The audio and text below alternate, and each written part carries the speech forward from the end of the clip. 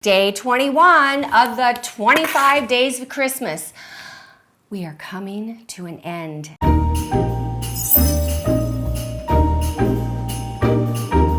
I saved this video to near the end so that I can help you now because you're probably focusing on things like gifts and gift wrapping. As you know, I have some great gift wrapping and how to make bow videos already here on YouTube, but this time I'm going to teach you a little different twist to it. We're going to do not gift wrapping, but a gift box. And that means the lid comes off of this already pre-wrapped box. Pretty amazing. I save this always for my more expensive papers and my nicer ornaments and the things I want to do. It's one of those times when if you look at a gift and you go, this is too pretty to open, make it into a gift box instead because you can reuse it. Woo! Oh my gosh! So I selected this box. It's a really nice, sturdy box. One thing I want to do in advance is I want to mark the exact middle of this lid.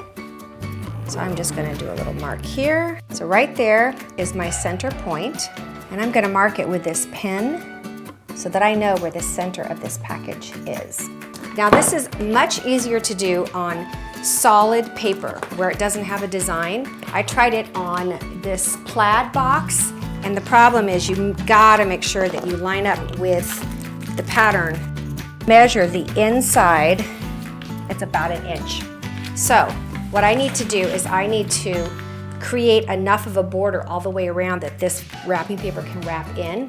If I made it 2 inches, it would go exactly to the edge. I like to make it just slightly less so that it's not, if I don't get it exactly right, it's not a mess. Just make a few hash marks so that you can get a straight line when you're cutting and when you're measuring. I'm going to take the lid and I'm going to go in nice and tight and fit exactly where those lines are. Place your hand on it to give it some support and trace the outline. You're going to need another 1.5 inches on the outside of this one, and you're going to need 1.5 inches on the outside of this one. Now that you have that done, you go in and you clip your corners. I would err to the outside of those lines. We're going to measure how tall that is.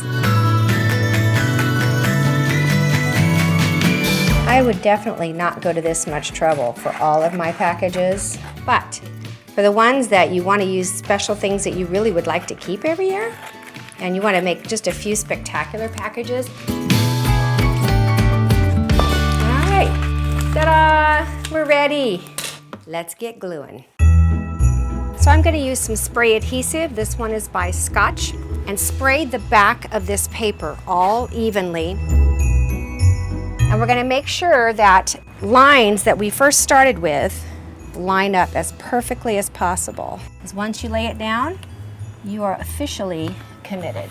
Press nice and evenly. I'm going to go right from that corner bending edge and press in all the way down. Roll it around. Do the same thing to the opposite end. Make sure you get that bend nice and tight. What the spray adhesive does is it makes your paper stick perfectly and evenly all the way around, so there's not any gaps anywhere. You want to work relatively quickly before your spray adhesive dries so much that it's no longer tacky. And then go through the inside and just make sure that you've gotten all of it secure. Isn't that gorgeous? The color, the luster, and I can still see that little dot in the center which tells me where the middle is, and from the back side I know exactly where it is. I'm going to need that later. Great. Then you get all this glitter left over from Cher's project. All of this for you.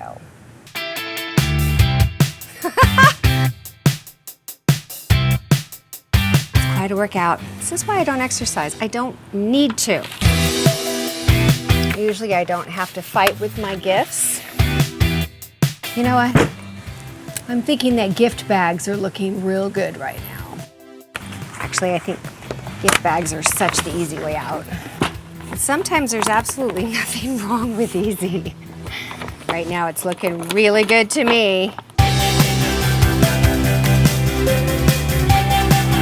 Once you've finished wrapping your box, both your base and your lid, it's time to decide what kind of decoration you want to put on top.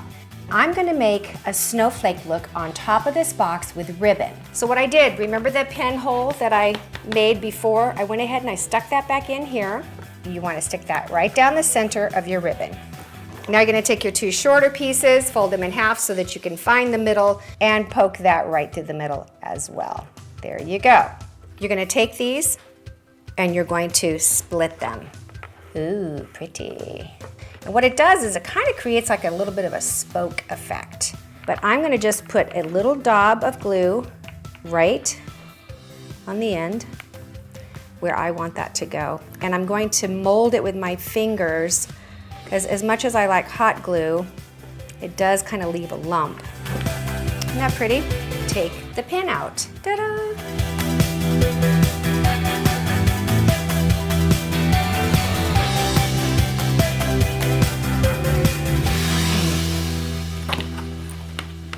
Pretty? Doesn't that look neat? We need one last daub of glue.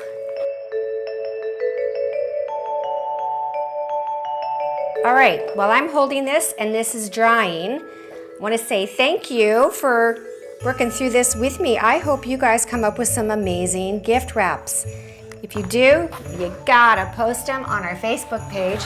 We would love to see them and to show the rest of the world how creative all y'alls are. That is an absolutely beautiful gift. Gotta hold it till it dries. Let it go, like frozen. Pretty? Ta-da. Get a close up.